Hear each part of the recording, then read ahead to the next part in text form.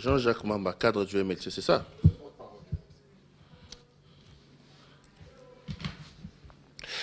Madame, Monsieur, bonsoir et bienvenue à ce tout premier numéro de l'émission Entretien pour l'année 2016 qui vient de commencer. D'ailleurs, mes voeux le meilleur pour cette année qui commence, que ce soit une année de santé, de prospérité, de longévité et de bonheur pour vous tous, nos téléspectateurs qui nous suivez à la maison. L'actualité politique, elle, reste toujours dominée par le dialogue initié par le président de la République, Joseph Kabila Kabange, le chef de l'État qui tient à tout prix que le Congolais se retrouve autour d'une même table. Mais la majorité présidentielle qui appelle à ces dialogues-là reçoit des part et d'autres des fins de non-recevoir. On reviendra sur ces dialogues, on reviendra également sur la situation des opposants qui étaient à l'île des Gorées, ces fronts démocratiques, front 2016 qui s'est multiplié un peu partout. On fera également une autopsie de la situation du cadre macroéconomique de l'année 2015 qui vient de se terminer. Ce soir, notre invité, c'est quelqu'un que vous connaissez, qui est déjà passé dans cette émission, Jean-Jacques Mamba. Monsieur Mamba, bonsoir. Bonsoir. Je rappelle que vous êtes porte-parole du parti, du mouvement de libération du Congo, le MLC de Jean-Pierre Bemba. Comment se porte le MLC et Jean-Pierre Bemba lui-même? En ce qui concerne le président national, je peux vous dire ici sans embâche qu'il va très bien. Je parle du point de vue de sa santé. Et comme vous le savez, sur le plan judiciaire, nous sommes en train d'attendre le verdict. Justement, c'est d'ailleurs pour ça que je pose la question, parce qu'on nous parlait de le verdict devait tomber à la fin de l'année qui vient de s'achever, non? Oui, normalement, on avait plané sur ça dans la mesure où, dans la jurisprudence, normalement, le verdict, ça ne prend pas plus d'une année. Et donc, nous sommes dans une situation exceptionnelle.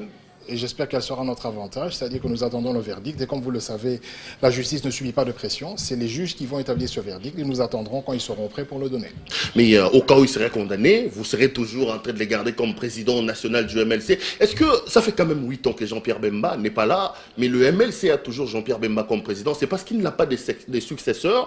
C'est parce qu'il y a pas des personnes valables à remplacer Jean-Pierre Bemba, qui se trouve quand même dans une situation, il faut le dire, un peu déplorable, dans les cachots de la Cour pénale internationale, que Jean-Pierre Bemba est toujours regardé comme président du MLC. Non, je pense que, vous savez, nous sommes un parti républicain et démocratique, donc pour changer un président national, il faut passer par un congrès. Mais ça fait 8 ans que Jean-Pierre Bemba est en prison. Et le congrès se tient tous les 5 ans. Donc, le congrès aussi a un mode électif, et malheureusement ou heureusement pour nous, dans ce congrès, on renouvelle la confiance au président national, et je ne pense pas que ça dérange le parti, parce que le président national, là où il est, il participe activement à l'évolution et à la marche du parti. Donc dès lors que le congrès a décidé et continuera à décider que c'est le président national qui doit être aux commandes, je ne pense pas que ça pose un problème, surtout pas pour les cadres du parti. Soyons réalistes, Jean-Jacques Mamba, l'absence de Jean-Pierre Bemba porte quand même un coup fatal au MLC. François Mamba est parti, Jean-Lucien est parti, Yves Kissombe est parti, le tout dernier c'est Thomas Louaka qui est parti. Tout ça, c'est peut-être l'absence d'un leadership présent au pays qui non, je vous le concède. Vous savez, dans la vie politique, les gens évoluent. Hein. C'est à un certain moment, dès lors que vous avez une idée ou une pensée politique qui ne cadre plus avec celle du groupe, il est libre à vous de choisir le chemin que vous voulez. Donc, des personnes que vous avez citées, moi, je les respecte amplement. Il y a aussi M. Kamitatou, il y a M. Jean-Lucien Boussal, honorable, que nous respectons. Mais je ne pense pas que cela est un... L'handicap, nous le sentons parce que le champion ou notre champion, qui est le président Jean-Pierre Bemba, n'est pas avec nous. Maintenant que les gens partent, c'est une dynamique. Hein. Vous savez, les choses évoluent un peu partout. Dans la majorité, s'il y a eu beaucoup de départs, vous avez le G7 et ainsi de suite. Donc, ce que je veux vous expliquer ici, c'est que on ne devrait pas tomber dans la fatalité. Dès lors qu'une personne s'est engagée dans un combat politique, dans un groupe, et qui ne se retrouve plus dans l'idéologie de ce groupe, il est libre de partir. Je ne pense pas que le MLC est en manque de cadre aujourd'hui, parce qu'il y a continuité, il y a des gens qui continuent à venir, il y a des cadres, il y a des nouvelles têtes, des nouvelles pensées, des nouvelles énergies. Et je pense que le MLC aujourd'hui, c'est une institution mature et que dans ce cadre-là, nous comptons conquérir le pouvoir indépendamment de tout ce que vous appelez défections, que nous regrettons naturellement, mais qui sont des faits politiques qu'il faut considérer. Jean-Jacques Mamba, je reste encore au MLC parce que vous êtes quand même porte-parole du MLC, sauf que je commence cette émission avec vous. Est-ce que le fait que vous vous obstinez à garder Jean-Pierre Bemba tout en étant prisonnier à la Cour pénale internationale, ne donne-t-il pas raison aux gens qui pensent que les partis politiques en RDC ne sont pas des structures démocratiques, c'est plutôt des structures qui s'incarnent par des individus. Aujourd'hui, voilà, quand lui n'est pas là, on sent que le parti n'est... Je vous donne un exemple, M. Kabila a fait 14 ans au pouvoir, il est l'autorité morale de la majorité, donc pour la majorité, M. Kabila incarne le changement, incarne l'avenir, ainsi de suite, donc je pense qu'il faut laisser des partis... il est ici à Kinshasa, non, regardez, écoutez, vous savez, Nelson Mandela... situation aussi avec la Finguesso en Côte d'Ivoire, rappelez-vous. On va aller, mais Nelson Mandela n'a pas quitté l'ANC. Il est resté dans l'ANC malgré qu'il est en prison.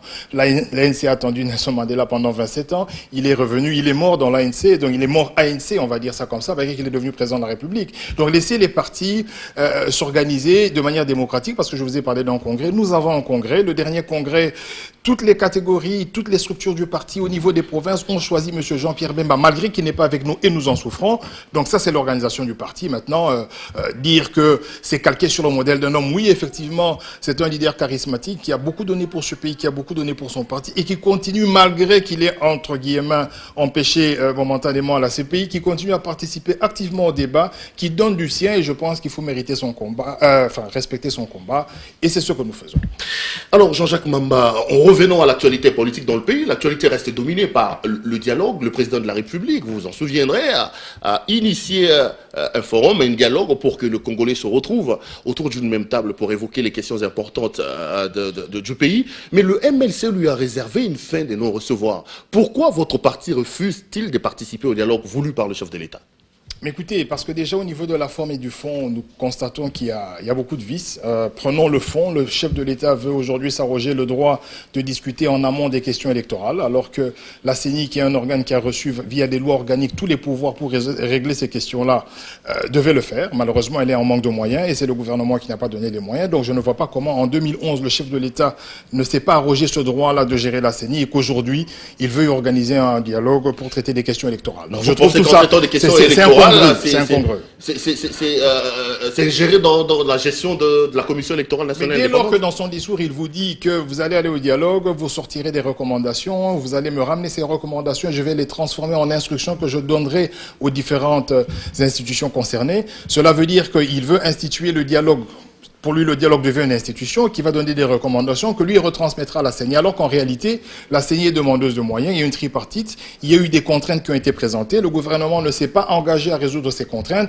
Voilà que le chef de l'État, comme en 2011, veut chercher des subterfuges pour trouver un moyen de non seulement aliéner les prérogatives de la CENI, mais cautionner ce que moi j'appelle ici un glissement, un terme qui est déjà galvaudé par la classe politique, mais cautionner que les délais constitutionnels, notamment en ce qui concerne son mandat, ne soient pas respectés. Non mais ça, justement, c'est lui prêter des intentions. C'est une suspicion légitime. Il y a des faits qui étaient... Il vous dit qu'on va traiter des questions liées à la sécurisation des élections, les questions liées au financement des élections. Monsieur convenez-vous avec moi que les élections demandent plus d'un milliard de dollars américains. Regardez, on vient de placer des caméras dans la ville, ok ? Nous avons eu plusieurs situations sécuritaires, notamment celle de Béni, qui continue à perdurer avec ces actes-là de barbarie. Est-ce que le chef de l'État a besoin de dialoguer avec la classe politique pour assumer des fonctions régaliennes ? Elles ne sont pas réglementées au niveau du ministère de l'Intérieur. Est-ce que le ministère de l'Intérieur n'a pas l'obligation d'assurer la sécurité des biens et des personnes via la police et tous les mécanismes de la violence légitime que l'État peut avoir ou la puissance publique? Est-ce que cela n'est pas fait? Est-ce que la Constitution n'instruit pas ou n'assigne pas à ces différentes institutions cette obligation? Pourquoi le chef de l'État veut en parler avec les gens? Parce qu'il a reçu une majorité présidentielle, il a reçu un suffrage universel qui lui donne plein pouvoir de régler ces questions. Qu'est-ce qu'il va discuter avec la majorité concernant la sécurisation des élections? Pour preuve, lorsqu'il a mis des caméras, il dit que nous allons rencontrer la solidité de l'État, il ne laissera personne. On trouvera l'État dans la rue si les gens veulent manifester. Cela veut dire en d'autres termes que l'État existe. Donc si on veut aujourd'hui sécuriser les élections, on n'a pas besoin de discuter, on a simplement besoin d'appliquer la loi. Et le problème dont souffre ce pays, c'est un problème d'application de loi et non de chercher à dialoguer pour des choses qui sont réglementées et dont certaines institutions ont été assignées par la Constitution. Non, mais vous le savez également que le calendrier présenté par la Commission électorale indépendante souffre déjà d'un problème. La CENI avait prévu les élections au mois d'octobre dernier, les élections des députés provinciaux. Ces élections n'ont pas été organisées. Nous sommes en 2012 et les élections présidentielles et législatives sont prévues pour le mois de novembre. À l'heure où on est, il y a quand même quelques petits problèmes, notamment l'examen du fichier électoral. On parle de ces genres de questions. On a besoin quand même de se retrouver autour d'une même table pour évoquer et mettre en place un calendrier consensuel. C'est ce que vous avez toujours réclamé, non, vous de l'opposition? Nous devons quitter la République des constatations. Le chef de l'État est devenu un constatateur. Le chef de l'État est devenu un journaliste qui explique les situations au lieu de les résoudre. Lorsque vous parlez du fait que la CENI n'a pas organisé les élections, mais moi je vous dirais que nous avions payé des cautions. Ça veut dire, nous, les candidats aux élections provinciales, des cautions ont été payées, mais la CENI n'a pas été en mesure de publier la liste définitive. Est-ce qu'il fallait un dialogue pour ça? Il n'a nullement été écrit quelque part que la CENI devait attendre un consensus politique pour user de ses prérogatives. Donc la CENI s'est retrouvée en panne de moyens parce qu'elle aurait reçu 17% de son budget. Mais au lieu de se limiter à constater, vous ne posez pas la question de savoir pourquoi elle n'a pas reçu ce budget. C'est ça la vraie question. La question, ce n'est pas de constater des faits qui ont été organisés par la majorité elle-même. La question, c'est de savoir comment est-ce que ces faits qui ont été organisés n'ont pas été sanctionnés. Comment est-ce que le chef de l'État, alors qu'un gouvernement a été instruit de mettre de l'argent de côté pour organiser des élections, le chef de l'État constate que ce gouvernement-là ne l'a pas fait et ne sanctionne pas le Premier ministre. Non, mais les budgets, c'est un problème de prévision. Vous êtes économiste, d'après ce que je sais. C'était des prévisions, mais vous le savez, depuis 3 ans, ces budgets de l'exercice de l'État n'est recouvré qu'environ 50 ou 60%. C'était des prévisions qui n'ont pas été réalisées, mais lorsque vous avez un gouvernement qui table sur un budget qui réalise 40%, vous devez le limoger. C'est-à-dire que nous sommes dans une république de responsabilité. Il ne faut pas se limiter à constater que nous avons exécuté 50% du budget et que le Premier ministre n'est pas capable d'aller se défendre au Parlement.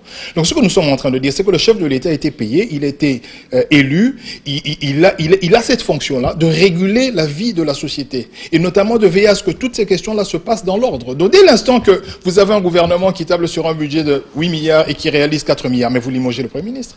Dès lors que vous ne le faites pas, soit vous êtes complice... Vous êtes économiste. Non, la chute des matières premières, par exemple, attendez. la chute des brutes qui influe sur le recouvrement. Je vais accompagner votre raisonnement. Il y a des facteurs exogènes qui font que le budget ne puisse pas être recouvré à 100%. J'appuie votre raisonnement. Raison pour laquelle un bon gouvernement ne va pas s'appuyer sur des matières premières pour faire son budget. Est-ce que vous savez qu'il y a des pays qui ont 5-6 fois notre budget sans rien dans le sol? Le budget peut être alimenté par des services, il est alimenté par les taxes et les impôts. Donc dès lors que vous améliorez le cadre des affaires, que vous arrivez à faire venir des investissements, lesquels permettront à ce que les caisses de l'État soient renflouées.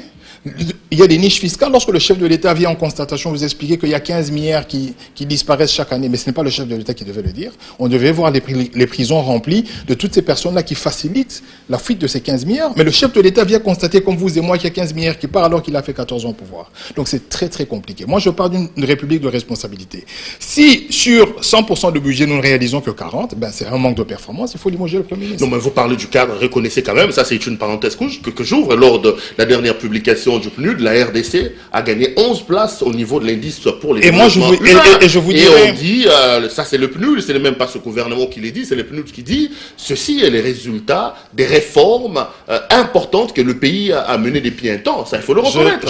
C'est la première fois dans l'histoire du monde qu'un pays gagne 11 places dans l'indice sur le développement humain. J'aimerais vous dire que 2 mois plus tôt, le FMI a classé le Congo comme le pays le plus pauvre du monde. Donc je veux dire que ce sont des rapports qui nous arrivent.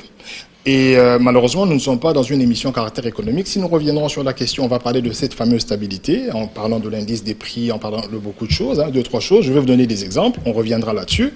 Mais je vous dis que nous avons 2 rapports contradictoires. Je serais fier que mon pays gagne 10 places, 15 places, 50 places, 100 places. Ce n'est pas là le problème. Le problème, il faut que le Congolais le ressente. Moi, j'ai passé par exemple les fêtes ici, j'ai sillonné tout le quartier, je n'ai vu personne fêter. Je n'ai même pas vu les gens fêter le 25, je n'ai même pas vu les gens fêter le 1er. J'ai vu nos amis policiers qui recevaient 2-3 sacombis de riz avec un poulet et ils ont fêté avec ça. Donc moi je trouve que c'est quand même triste parce que lorsque je vais à Kalamou, je trouve des gens qui sont revenus de Brazzaville depuis une année, il y a la prostitution qui bat son plein, mais l'État a démissionné. Donc je ne vais pas entrer dans toutes ces questions, peut-être que nous reviendrons par la suite, mais ce que je veux vous expliquer concernant le processus électoral pour revenir, c'est que le chef de l'État est le responsable. Dans toutes les organisations, on responsabilise le chef. Et lorsque le chef n'est pas en mesure non seulement de sanctionner, de contrôler, mais de faire respecter la loi, il emporte les conséquences. Et c'est ce que nous vivons aujourd'hui. Donc il ne faut pas venir expliquer le dialogue ou expliquer les choses comme si elles étaient tombées ex nihilo.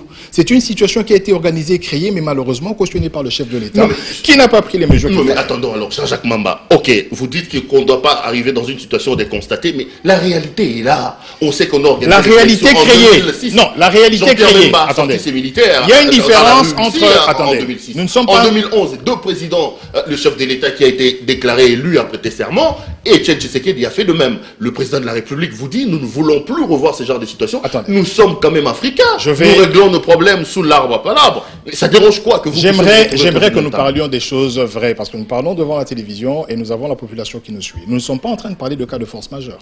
Lorsque vous nous dites de parler de la réalité, de quelle réalité? D'une réalité organisée. Lorsque l'État refuse de financer la CENI, c'est une décision que l'État a prise.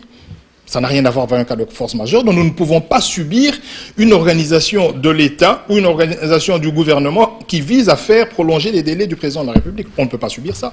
Donc il ne faut pas nous parler comme si on était dans un cas de force majeure où il y avait un tremblement de terre. Mais maintenant que nous y sommes, nous disons ceci. Nous disons, voilà ce que nous disons. D'abord, les élections n'ont pas été organisées par rapport aux élections des députés provinciaux. Nous sommes en 2016 et tous les connaisseurs, tous les théoriciens estiment qu'en 12 mois, si les gens ne se retrouvaient pas autour d'une même table, il nous sera impossible d'avoir des élections structurées, crédibles, libres, transparentes d'ici novembre 2011. Et moi, puisque le cas, et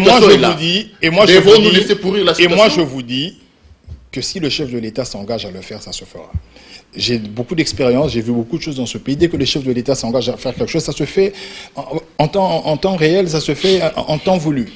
Ici, ce que nous demandons, nous de l'opposition, nous du MLC, c'est au chef de l'État de prendre ses responsabilités. Je pense que l'accalmie, je pense que l'organisation des élections dans les temps réels dépendent à 80 ou à 90% de la volonté du chef de l'État. S'il le veut, comme il est un donneur d'instructions, parce qu'il a dit qu'il donnera des instructions, et s'il veille à ce que ces instructions soient appliquées, le gouvernement va s'engager à donner les moyens, le ministère de l'Intérieur va sécuriser, le ministère de l'Information avec M. Mende, au lieu de critiquer les opposants à tour de rôle, c'est de passer simplement dans les villes, dans les communes, pour expliquer le bien fondé de l'élection, expliquer le bien fondé du respect de la Constitution, et expliquer aux gens que la Constitution serait respectée. Si le président envoie ces trois personnes-là, ces trois personnalités, je veux dire le ministère de l'Intérieur, M. Mende, et son gouvernement, c'est-à-dire M. Matata, qui pourra donner des moyens à la CENI via des collègues budgétaires, je pense que là, le tour sera joué. Ce n'est pas très compliqué. Au lieu que M. Mende passe son temps à la télévision pour insulter les opposants, il doit aller dans les communes, utiliser la RTNC pour vulgariser l'importance du respect de la Constitution.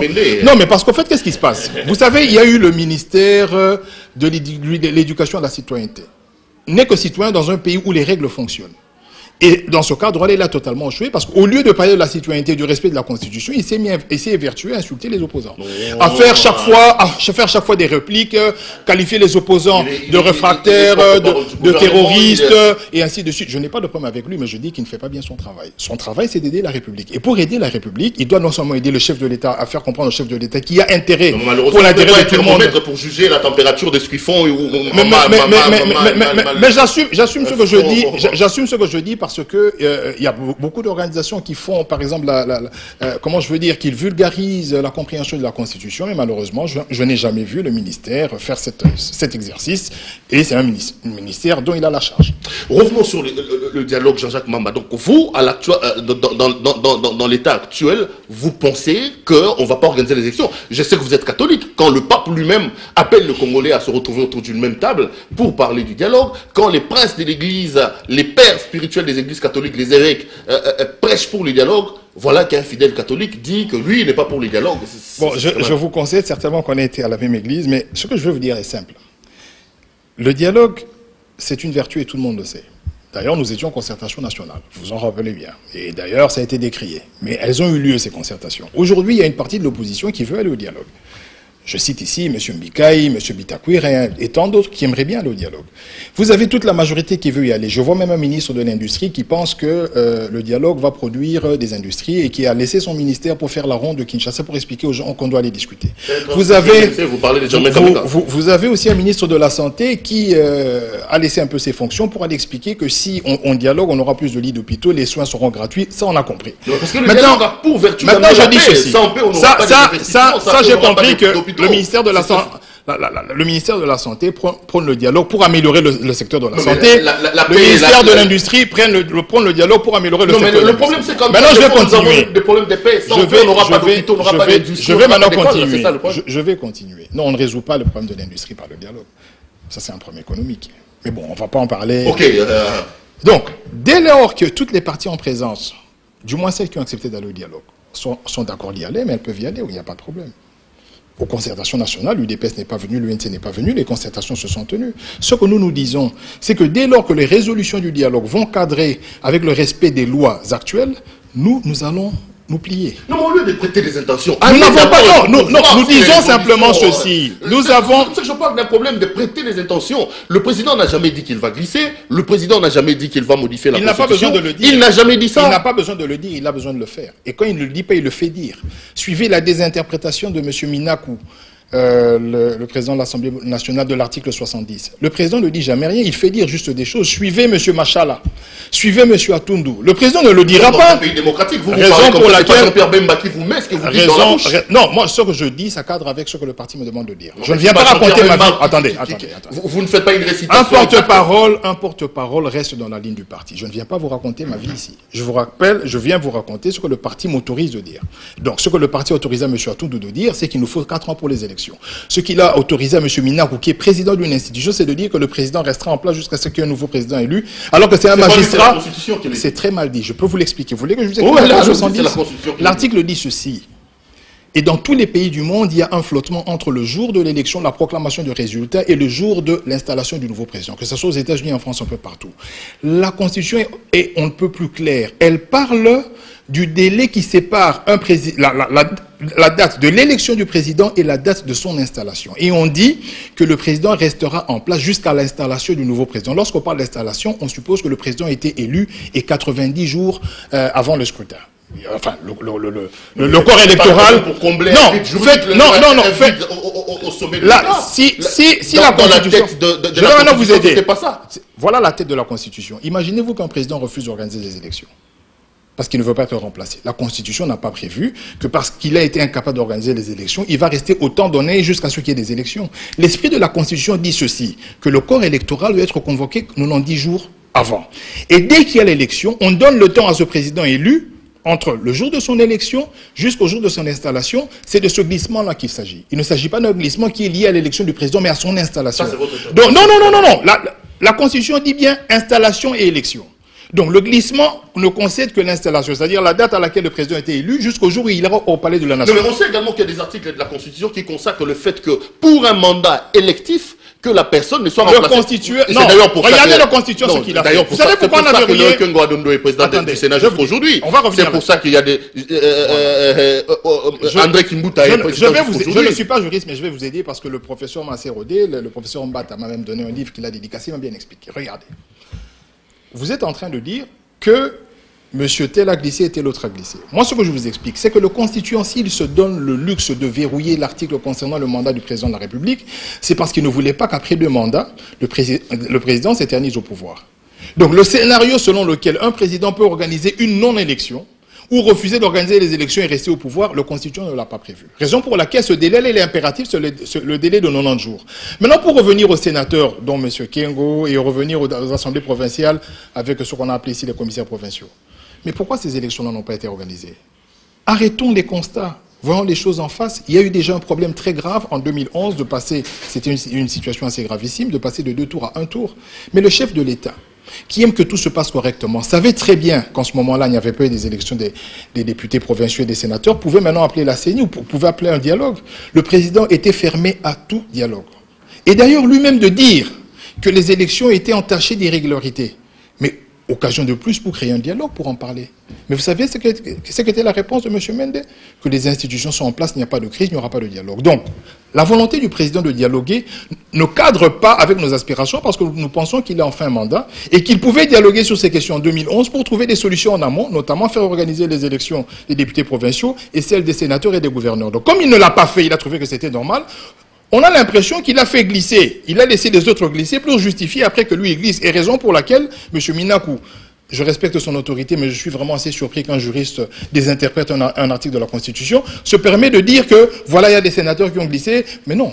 Vous avez organisé l'État et vous l'avez mal organisé. Vous devez en payer les conséquences. Et comme le chef de l'État n'a pas fait respecter la Constitution, il est le responsable. Et nous disons, voilà, la loi prévoit qu'il est en fin mandat. Nous allons élire un nouveau président qui pourra corriger. Supposons, vous refusez de participer au dialogue, vous refusez de constater. Nous arrivons à un point où la République, dans son état actuel, n'arrive pas à organiser des élections en 2020. Nous sommes conscients que ce pays a la possibilité d'organiser les élections. Vous ne gérez pas l'État, vous ne gérez pas... Nous avons une indication... Ayez quand même l'amabilité de comprendre que la gestion de ce pays est des... Pensez-vous que ce pays est bien géré? Sincèrement. Je ne pose pas des questions, je ne réponds pas aux questions, malheureusement. Voilà. Heureusement que vous ne le pensez pas, vous ne pouvez pas le dire. Donc, je veux vous dire ceci. Regardez le dernier rapport du FPI, il y avait une commission parlementaire. Vous avez vu les noms qu'il y avait et les personnes qui ont emprunté de l'argent, alors que cet argent sert essentiellement à financer les activités socio-économiques et à créer de l'emploi. C'était pour des campagnes électorales, ainsi de suite. Donc, ce que nous nous disons, dès que le chef ne sanctionne pas, le chef nous a dit ceci, que les portes des prisons étaient grandement ouvertes. Mais malheureusement, il n'a réussi à mettre personne. D'ailleurs, il a même nommé M. Luzolo, qui est allé en prison depuis. Personne.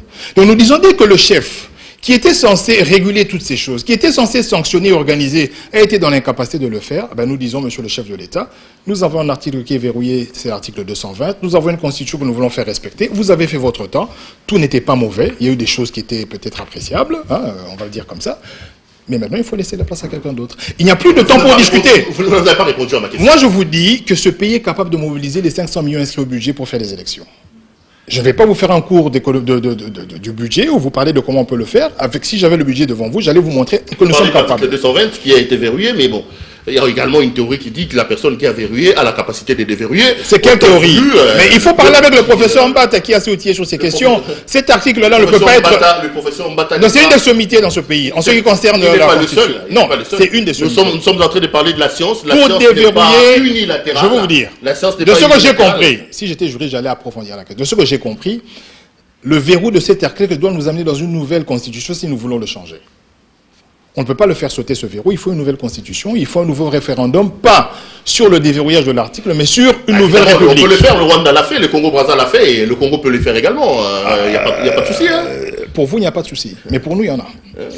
Pour vous, il n'y a pas de souci à le faire, mais pour nous, il y en a. Pourquoi le ferait-on? Pour quelle raison? Vous savez, les Rwandais, je vais vous dire quelque chose. J'évoque ça parce que vous vous dites, je vais vous dire, on peut changer la Monsieur Perret, prenons le Rwanda. Moi, je me dis, c'est l'une des économies. Je vais vous dire, prenez le Rwanda.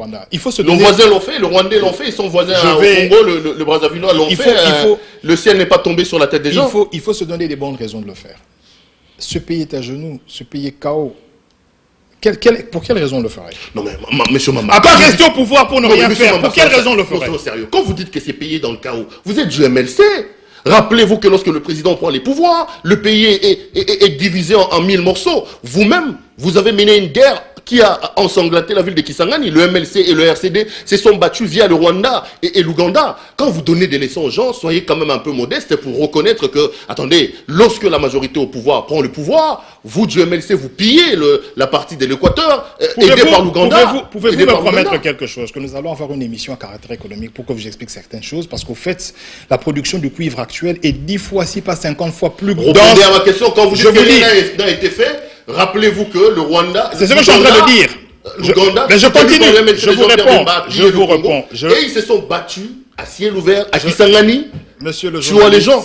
Je vous réponds. Je vous dis que la production de cuivre actuelle est 50 fois plus supérieure que celle à l'époque de Mobutu, alors que nous sommes plus pauvres. Maintenant, lorsque vous me parlez de l'Ouganda et des guerres qu'il y a eu, oui, moi je vais aller plus loin que ça. C'est l'AFDL qui est venu ici. C'est l'AFDL qui a fait la guerre, qui est arrivé jusqu'à Kinshasa. Vous savez ce qui s'est passé. Donc, à un certain moment, dès que M. Kabila Mouzé a pris l'option de nous ramener vers le CPP, de confisquer la démocratie, l'article 64 a été appliqué. Nous étions un parti politico-militaire. Nous assumons ce qui a été fait. Nous avons déposé les armes. Et maintenant, nos arguments, nous les passons via démocratique. Vous dites, hein, vous assumez ce qui s'est passé. Mais écoutez, le contexte, attendez. Les guerres, le pillage de nos ressources. Il n'y a pas eu plus de morts. Il n'y a pas eu plus de morts. Ne donnez pas des leçons aux gens, mon cher frère. Depuis 2001, ne donnez pas des leçons. Je continue. En ce qui concerne les morts, et je rappelle, tous les rapports concordent qu'il n'y a pas eu plus de morts entre 2001 et aujourd'hui, alors que le chef de l'État est à la tête du pouvoir. Tout ce qui se passe à Beni, c'est tous les jours. Vous n'allez pas comparer la bataille de 2 jours en Ouganda entre les Rwandais et les Ougandais à ce qui se passe tous les jours depuis 10 ans. Ne dites pas ça, on va vous lapider à Kisangani. Je dis... Moi, si on me lapide à Kisangani, vous, à Beni, on vous mange cru. À Beni, les gens continuent à mourir jusqu'à aujourd'hui. Ça fait 10 ans que les gens meurent. Par incapacité de notre gouvernement d'assurer la sécurité des biens et des personnes. Donc, il ne faut pas dire des choses comme ça. Ce que je vous dis, c'est quoi? C'est que quand je vous dis que le pays est KO, c'est vous qui m'avez aidé à le dire. Vous veniez me dire que nous avons un budget de 9 milliards et il n'y a que 40% qui ont été exécutés. Vous croyez qu'on peut vraiment gérer 70 millions d'habitants avec 4 milliards de dollars alors que l'Angola a 45 milliards? On avait Jean-Pierre Bemba comme président de la commission économico-financière. On avait vous m'avez aidé. Jean-Pierre Bemba, vice-président de la République, président de la commission économico-financière de la RDC, il n'a pas aidé le Congo à avoir un budget de 10 milliards de dollars. Vous m'avez aidé et moi je vous dis que Jean-Pierre Bemba est là et depuis près de 8 ans. Il était pendant le président de la République pendant 3 ans vice-président, chargé de la commission économico-financière, recouvrait et renforcer les caisses de l'État. Vous êtes un peu agité comme si vous étiez le conseiller du chef de l'État. Non, je vais vous dire ceci. Je vous aide tout simplement à dire ceci. Je vous dis ceci. Le chef de l'État est au pouvoir depuis 14 ans. Et je pense qu'on pourrait mieux faire. Et c'est lui qui nous aide à le comprendre. Vous venez de m'aider par rapport aux 40%, mais le chef de l'État nous a mieux aidé en nous expliquant qu'il y a 15 milliards qui partent. Pendant que lui, il est chef, après 14 ans, il va laisser ce pays avec des fuites de 15 milliards. Et vous trouvez ça normal? C'est lui-même qui nous aide à comprendre la situation. Une situation que lui-même ne maîtrise pas. Donc tout ce que vous dites, c'est bien beau. Mais lorsque le chef lui-même vous dit que voilà, 15 milliards partent de ce pays, je ne sais pas là où ils vont. Mais après 14 ans, lorsqu'on le dit, c'est un aveu d'impuissance. Donc si le chef d'État n'est pas capable de le faire, laissez la possibilité à d'autres personnes de le faire. Tous les débats autour de M. Jean-Pierre Bemba, ainsi de suite. Moi, je vous dis qu'aujourd'hui, nous avions voulu un débat contradictoire en 2006. Il n'a pas eu lieu parce que nous avions des idées à promouvoir. Nous avions un projet de société à présenter. Malheureusement, vous n'en aviez pas. Pas vous, mais je veux dire la majorité n'en avait pas et elle a refusé ce débat. Et au jour d'aujourd'hui, vous pouvez inviter n'importe quelle personne de la majorité sur un débat économique. Nous allons répondre au présent.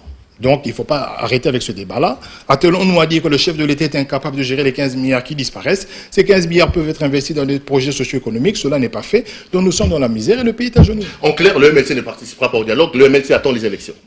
Enfin, c'est bien dit.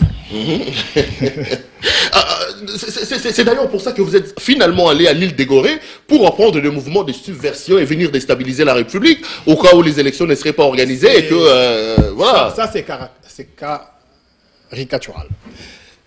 Je pense qu'il ne faut pas déformer la vérité. Lorsque M. Atoundou est parti voir comment modifier les constitutions, il était à Ouagadougou, il n'y a personne qui a fait des commentaires là-dessus. Je pense qu'il y a des conférences pour lesquelles la majorité est invitée, il y en a d'autres pour lesquelles l'opposition est invitée, il y a des conférences pour lesquelles et la majorité et l'opposition est invitée, comme ça s'est passé aux États-Unis.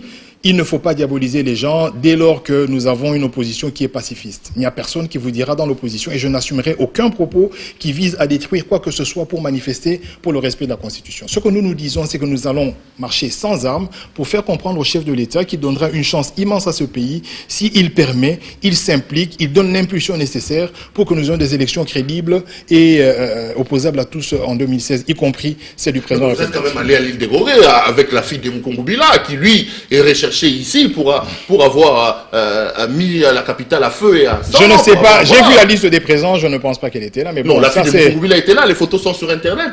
Mais c'est une Congolaise. C'est que vous êtes assez moderne pour voir. Monsieur Perrault, que M. Katumbi, que la fille de Mukongubila, que je ne sais qui soit allé à cette réunion, ne change rien au contenu de la réunion.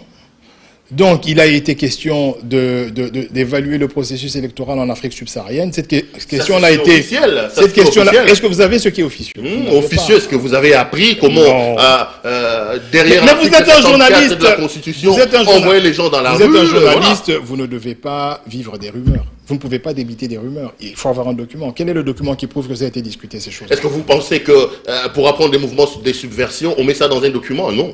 Mais raison pour laquelle je vous dis que ce sont des rumeurs. Je pense que nous n'avons pas besoin d'aller au Sénégal pour apprendre à faire respecter une constitution. Je pense qu'il y a eu des mouvements ici en janvier. Vous aviez bien vu ce qui s'est passé en janvier. Alors qu'on allait glisser l'article 8 alinéa A, coupler le recensement aux élections, la population s'est levée parce qu'elle avait compris. C'était très subtil, mais la population a dit non. Et vous avez vu ce qui s'est passé. C'est tout à fait déplorable. Nous souhaitons que ça ne revienne plus. Mais on n'a pas besoin d'aller au Sénégal. Personne n'est allé au Sénégal pour avoir les mouvements de janvier, monsieur. Donc personne n'est allé. Ça s'est fait de manière spontanée parce que l'opposition a pris le temps d'expliquer, comme je suis en train de le faire maintenant, que le chef de l'État, pour la stabilité de ce pays, a tout intérêt à faire respecter la Constitution et à donner les possibilités de l'alternance en quittant le pouvoir au terme de son mandat. Non, mais si vous étiez aussi pacifiste que ça, il fallait faire comme les catholiques. Non, monsieur Mama, vous ne trouvez pas. Comment vous allez vous retrouver dans une réunion avec un certain nombre de personnes? Mais on était avec eux au Sénégal.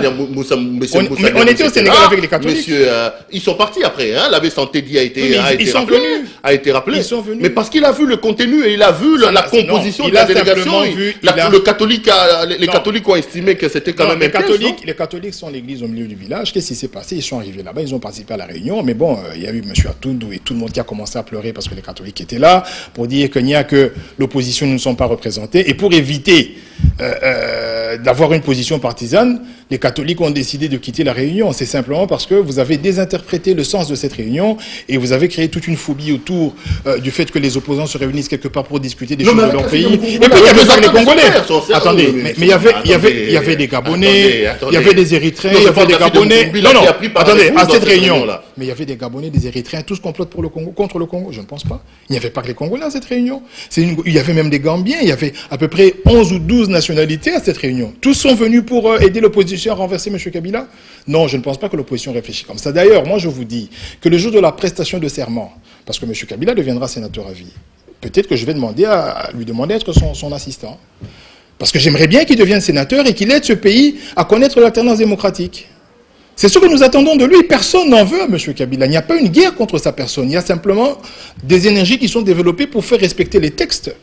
Et les textes doivent être respectés. C'est ce que nous essayons de faire comprendre. Et je ne pense pas que c'est un crime. Même s'il faut, comme disait Mobutu, avec le diable, mais les textes doivent être respectés. Ça c'est grave. Mobutu a dit, donc, même s'il faut pactiser... Vous pouvez signer avec Moukoumbi, pour les textes de ce pays. Vous pouvez signer avec... pour le respect de la Constitution. Pour le respect de la Constitution, comme disait Mobutu, ce pays restera un et indivisible, même s'il faut pactiser avec le diable. Nous sommes prêts... Donc vous assumez les relations avec la fille de Moukoumbi. Quel est le péché de faire respecter une Constitution? Dites-moi, qu'est-ce que ça dérange de faire respecter une Constitution? Est-ce que c'est un crime? La Constitution, mais avec des gens qui n'ont pas les sangs dans le main, c'est ça le problème. Pas des gens qui sont recherchés, pas des gens qui ont Attendez, ce qui s'est passé en 2015, au début de l'année passée, on l'a fait avec personne. C'est le peuple, mais c'est le peuple qui a été tué.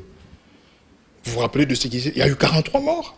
Le peuple a donné son sang et ce n'est pas assez pour vous. Pour la plupart des pillards. Ce n'est pas assez pour vous. Selon le rapport, et d'après vous, pour notre Constitution, des gens qui sont allés piller chez les Chinois, des gens qui sont allés casser le magasin. C'est là le problème avec l'opposition. Quand vous appelez les gens dans la rue, c'est pour casser, c'est pour... Est-ce que l'autre loi pénale dit qu'un casseur mérite la peine de mort, doit être tué? Vous avez lu ça quelque part? Non, mais il y a aussi des policiers qui ont été tués en cas de... Non, je dis... Rappelez-vous, il y a des policiers qui ont été brûlés vus par les manifestants. C'est déplorable. Instrumentalisés par vous de l'opposition. Pourquoi tirer à balles réelles sur un pillard? Dites-moi. Quel est l'article de la Constitution, de la loi ou des lois organiques, je ne sais pas, je ne suis pas juriste, qui permet de tuer parce que quelqu'un est en train de piller? Mettez des moyens suffisants pour le neutraliser. C'est ça le rôle de la police. Donc vous tuez 43 personnes et vous expliquez parce qu'ils pillent un magasin. Non. Il ne faut pas dire des choses comme ça. Le bilan n'était pas des 43 personnes. Le bilan reconnu, c'est vous. C'est 43 personnes, et même plus, je pense. Non, le bilan officiel ne faisait pas... La peine de mort est réservée, la peine de mort est codifiée, et on ne peut pas justifier un accès excessif de la violence parce qu'on est en phase de pillard. Non. Et puis les pillards, ils pillent pourquoi? Parce qu'ils n'ont pas d'emploi. Vous savez que c'est une ville qui a la première capitale au monde avec le taux de chômage de plus de 85 à 90%. Le Premier ministre a dit qu'il a créé plusieurs milliers d'emplois. J'aimerais bien parler de ça parce que c'est... Bon, parlons de ça finalement. Parce que là, finalement, vous êtes économiste, vous voulez m'amener sur un terrain de l'économie où vous allez vous sentir comme un poisson dans l'eau. On a quand même fini l'année 2015. Moi, j'ai suivi le rapport que le gouvernement a fait de cette année, notamment le ministre de l'économie, Bahati Lukwebo. Les indicateurs macroéconomiques sont au vert. La croissance pour l'année qui s'est terminée chiffrée environ 8 ou 9%. Nous avons des taux de devises qui ont explosé, un taux d'inflation de moins 1%. Applaudissez quand même, non? Tous les indicateurs macroéconomiques sont au vert. Pour une fois. Voilà. Pour une fois. Allez-y. Vous savez, tout ce que le Premier ministre dit et raconte, c'est farfelu. Et j'aimerais ici que vous me donniez au moins 5 minutes pour expliquer ça. Vous avez 5 minutes, on va terminer par là. 5 minutes, voilà. Écoutez, vous savez, lorsqu'on parle du cadre macroéconomique, il ne faut pas se limiter à ce terme qui est tout à fait vide de sens dès lors qu'on n'explique pas les implications sociales. Lorsqu'on parle de stabilité de cadre macroéconomique, il y a naturellement le taux de change, vous avez le niveau des exportations, vous avez ce qu'on appelle l'indice de prix, vous avez l'accumulation de richesses, vous avez aussi ce qui concerne le chômage, c'est-à-dire le taux d'emploi. On ne peut pas avoir un cadre macroéconomique stabilisé dès lors que le taux d'emploi reste tout à fait faible. On ne peut pas avoir une stabilité économique lorsqu'on ne crée pas de la richesse. On ne peut pas avoir une stabilité économique lorsqu'on exécute 40% du budget. Donc c'est totalement faux. Maintenant, parlons simplement de l'indice de prix. Pour revenir à ce que nous on appelle ici le panier de la ménagère ou le pouvoir d'achat des gens. L'indice de prix, il y a la mesure et la mesure de l'objet. L'objet ici, c'est l'indice de prix. Vous avez plusieurs manières de calculer l'indice de prix. Je vais revenir avec des exemples terre à terre pour que les gens comprennent. Donc, vous avez la possibilité de calculer par share, par fiche, par last payers. Mais tout ça vous donne deux indicateurs. Vous avez le pouvoir d'achat et la parité de pouvoir d'achat. Parlons maintenant du pouvoir d'achat. Le pouvoir d'achat, c'est la capacité pour quelqu'un d'acheter plusieurs choses, des biens et des services. Si nous prenons les 100 $ d'aujourd'hui et les 100 $ de 1997, moi je tiens à vous expliquer que malgré qu'il y a la contraction monétaire, c'est-à-dire que le gouvernement a bloqué le taux de change, quelqu'un qui avait 100 $ en 1997 vit mieux que quelqu'un qui avait 100 $ aujourd'hui. Parce que moi je peux vous dire que j'ai vécu à Kinshasa, ça fait 30 ans, nous achetions à l'époque une rame de poisson Thompson à 10 $. Et aujourd'hui cette rame coûte 30 $. Le taux de change, lui, n'a pas beaucoup changé. Cela veut dire que quelqu'un qui avait 100 $ en 1997 a beaucoup plus d'argent que quelqu'un qui a 100 $ aujourd'hui. Donc vous n'allez pas dire à celui qui a 100 $ aujourd'hui que son cadre macroéconomique est stabilisé dès lors que le pouvoir d'achat relatif est beaucoup plus faible. Vous le convenez avec moi. Mais il y a un autre phénomène qui arrive, qui est quand même assez dangereux et très pernicieux que les gens ne comprennent pas. Les agents économiques s'adaptent à la situation parce que le gouvernement, comme il veut présenter chaque fois des chiffres, l'agent économique s'adapte à la situation et il fait de la contraction des quantités. Je vous donne un bête exemple. Quelqu'un qui veut quitter magasin Kitambo ou qui veut quitter la ville pour aller à magasin Kitambo, on lui dit que la course, on sait que la course de taxi à 500 francs, c'est le gouvernement. Personne ne peut mettre plus de 500 francs. Mais vous savez ce que lui, il va faire? Il va prendre les gens de la gare centrale et il va dire qu'il s'arrête à Batété là. Et de Batété là, il va reprendre les gens pour aller à magasin. Et finalement, Kitambo magasin et gare centrale, ça va coûter 1000 francs. Ça n'existe pas, ces demi-terrains là, ça fait longtemps quand même. Non, je les prends tout le temps, je vous explique comment ça fonctionne. C'est-à-dire que l'agent économique s'adapte à la situation et essaye de la contourner. Un autre exemple, je prends l'exemple de la bière, parce que c'est ce que nous consommons tous les jours. Vous avez remarqué une grosse campagne avec toutes les brasseries, avec, je ne cite pas les noms, on a diminué le format des bières. Lorsque vous prenez le prix relatif du centilitre de bière, vous allez constater que la bière a augmenté. Mais comme les acteurs économiques ne savent pas faire face au coût des matières premières et que le gouvernement a plafonné ces prix-là, qu'est-ce qu'ils font? Ils jouent sur la quantité, ils font des plus petites quantités, ils diminuent légèrement le prix, mais lorsque vous calculez au centilitre, la bière coûte plus ou moins 25% plus cher qu'elle coûtait peut-être il y a 2-3 ans. Donc, ça c'est la réalité, c'est ce que les gens vivent. Non mais la réalité, c'est également que dans ce pays, on se réveillait pour savoir le taux d'échange. La réalité le taux d'échange, vous savez, c'est ça que je vous explique. Attendez, qui s'est dévalué tout le temps. Je vous dis, la réalité c'est également ça. Le taux d'échange, c'est une décision, avec la contraction monétaire, le taux d'échange, c'est une décision d'État. C'est ce que je vous ai expliqué. Quelqu'un qui a aujourd'hui 100 $ il y a 2 ans, qui coûtait 90 000 francs, il a les mêmes 90 000 francs aujourd'hui, parce que le gouvernement a décidé ainsi. Mais il n'achète pas les mêmes choses avec les 90 000 francs. Non, mais donc il achète moins qu'il achetait il y a 2 ans. Vous parlez de l'impact social. L'impact social, c'est non, pas de l'impact. C'est les bus qui sont sur le marché. Vous savez, nous sommes à la 40e. Nous sommes à la 40e compagnie. Attendez, nous sommes à la 40e compagnie de bus. C'est Congo Airways qui vient de voir le jour. Nous sommes à la 40e compagnie de bus aujourd'hui. Rappelez-vous, à l'époque, nous avions des bus qui venaient du Maroc. Nous avions Citaz, nous avions Sotaz. Non, ce n'est pas exceptionnel. Ça ne peut même pas faire l'objet d'une propagande. Parlons de Bukanga Lonzo. J'ai vu les points Bukanga Lonzo. Quelle est la marge de différence entre les produits qui ne sont pas Bukanga Lonzo et ceux qui sont Bukanga Lonzo? C'est de 2-3 000 francs. Pourquoi investir 80 millions, appauvrir les gens qui habitent dans le Bandundu parce qu'ils ne pourront plus produire parce que vous produisez en quantité industrielle pour ne pas satisfaire une demande locale et avoir des prix qui sont les prix du marché? À quoi ça sert? Ça ne sert à rien du tout. Donc tous ces projets farfelus et toutes ces décisions politiques nous plongent dans l'illusion selon laquelle nous sommes en stabilité macroéconomique. Mais pour ceux qui dépensent leur argent, je tiens à vous informer qu'il n'y a pas de stabilité aucune. Donc pour vous, rien n'est fait sur le plan économique. Je demande au Premier ministre d'arrêter de distraire la population avec des termes qui ne se transforment pas en amélioration des conditions sociales, notamment celle du panier de la ménagère ou du pouvoir d'achat des gens ou de la parité du pouvoir d'achat, c'est-à-dire savoir si les 100 $ que j'utilise ici, si je vais à Brazza, qu'est-ce que je peux avoir avec ces 100 $ à Brazza et qu'est-ce que je peux avoir ici si on doit quantifier dans un panier. Vous allez constater que les mêmes 100 $ vont rapporter 2 fois plus à Brazza qu'ils rapportent ici. Simplement parce que c'est de l'illusion, le blocage par la contraction monétaire du taux de change fait croire qu'il y a la stabilité, mais en réalité, il n'y a pas la stabilité parce que les opérateurs augmentent les prix en dollars et la vie devient de plus en plus chère. Aucun prophète n'est bien reçu chez soi, dit-on. C'est d'ailleurs la Bible qui le dit. Lorsque le FMI, lorsque le PNUD jette des fleurs à votre gouvernement et vous-même qui êtes ici... Non, le FMI a dit que nous sommes le pays le plus pauvre du monde. Vous lui jetez des pierres, donc... vous ne faites que confirmer ce que la Bible dit, hein. Aucun prophète n'est bien reçu chez soi, hein, monsieur Jean-Jacques Mamba. Lorsque nous faisons un bond, nous gagnons 11 places dans l'indice sur le développement humain, et que vous amenez vos théories économiques pour ne pas reconnaître les efforts que le gouvernement fait ici, c'est de la mauvaise foi tout simplement, non? Non, on n'a pas le temps. Je peux vous expliquer bien de choses. Mais d'ailleurs, hein, pour ne pas trop expliquer, restons sur les 15 milliards. Où partent-ils? Si on avait ces 15 milliards, on n'aurait pas gagné 11 places, on aurait gagné peut-être 50. Où partent-ils? C'est une question qui est fondamentale. Je ne peux pas comprendre une majorité qui, pendant 14 ans, n'a jamais sanctionné de ministre. N'a jamais démis un ministre de ses fonctions pour incompétence, pour non-performance ou pour détournement. Lorsque vous êtes dans un pays comme ça, le chef de l'État doit démissionner. Son Premier ministre aussi. Parce que si le chef de l'État reconnaît les faits, mais ne les sanctionne pas, mais c'est grave. Donc quel genre de république sommes-nous? Donc on ne va pas faire une émission économique. Je vous concède les 11 places, mais concédez-moi aussi le fait que les FMI nous classent parmi le pays le plus pauvre au monde. Donc c'est deux choses qui sont totalement différentes. Mais parlons des 15 milliards et disons que le chef de l'État a des efforts à fournir pour que cet argent nous revienne et que ça améliore, que ça continue à améliorer le quotidien des gens. Jean-Jacques Mamba au Messinal à l'oreille, que c'est déjà la fin de cette émission. On vous dit grand merci d'être passé, à moins que vous ayez un tout dernier mot pour conclure sur cette émission. Écoutez, finalement, venez au dialogue. Parlons sous l'arbre à palabres, nous sommes africains, le dialogue est une vertu, allez vous plaindre des vents, trouvons des solutions pour la République. Non, je vais terminer par une question évoquée, mais que vous avez éludée par rapport au Front démocratique. Oh, oui. Il y a aussi le Front citoyen, donc c'est des expressions démocratiques, vous savez... Non, mais c'est des expressions que vous prenez là-bas, il y en a marre, Philippe. Non, le Front citoyen... Je vais élucider la situation. Donnez-moi 2 minutes, parce qu'on termine. D'abord, le Front citoyen est une initiative de la société civile. Les partis politiques sont allés renforcer cette initiative qui est tout à fait noble, celle de faire respecter les textes.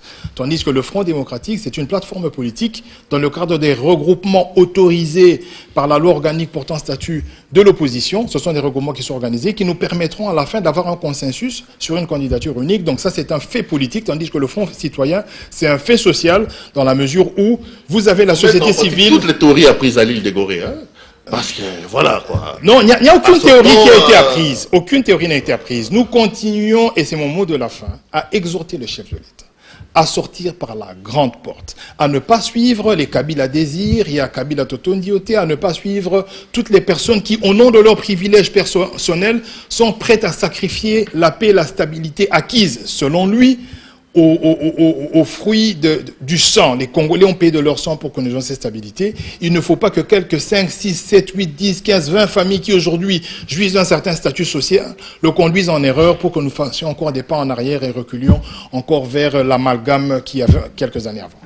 Jean-Jacques Mamba, grand merci d'être venu. C'est moi qui vous remercie. Je rappelle que ce soir, notre invité, c'était M. Jean-Jacques Mamba. Il est porte-parole du mouvement des libérations du Congo, parti cher à M. Jean-Pierre Bemba Gombo. Cette émission est complètement terminée. Merci à l'équipe technique qui a fait un travail remarquable nous permettant de pouvoir entrer en contact avec vous. Je pense donc à Dédé Sassoa qui était derrière la table des sons. Pierre Mandaka a assuré la manipulation du TriCaster. Raoul Kabondo a monté cette émission. Je vous retrouve la semaine prochaine à la même heure et sur la même chaîne. Bonsoir et meilleurs vœux une fois de plus à vous tous. Merci d'être venus. À la prochaine. Merci beaucoup.